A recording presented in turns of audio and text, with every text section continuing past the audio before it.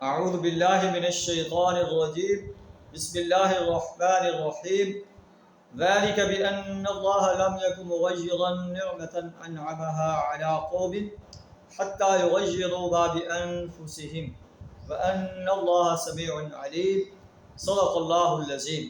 سورہ انفال آیت نمبر 53 آپ کے سامنے تلاوت کی ہے۔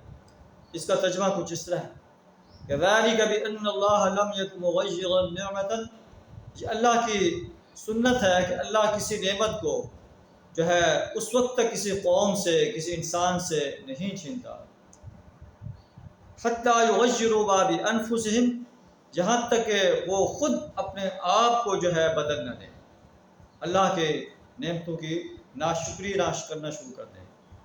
جب انسان اللہ کی نعمتوں کی ناشکری کرنا شروع کر دیتا ہے تو پھر اللہ اپنی اس نعمت کو جو ہے اس سے سلب کر لیتا ہے۔ وَأَنَّ اللَّهَ سَمِيعٌ عَلِيمٌ، اللہ سننے والا اور جاننے والا ہے۔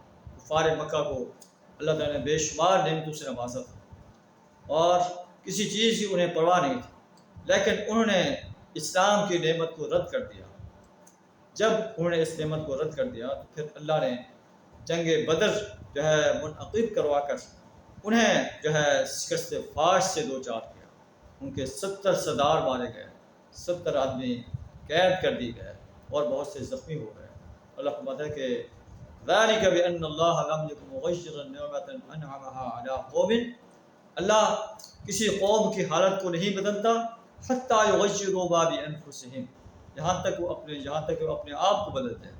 وَأَنَّ اللَّهَ سَمِيعٌ عَلِيمٌ، اللہ سننے والا اور جاننے والا ہے۔ ایک شاعر نے کیا خوب کہا ہے کہ خدا نے آج تک اس قوم کی حالت نہیں بدلی، نہ ہو جس کو خیال آپ اپنی حالت بدلنے کا۔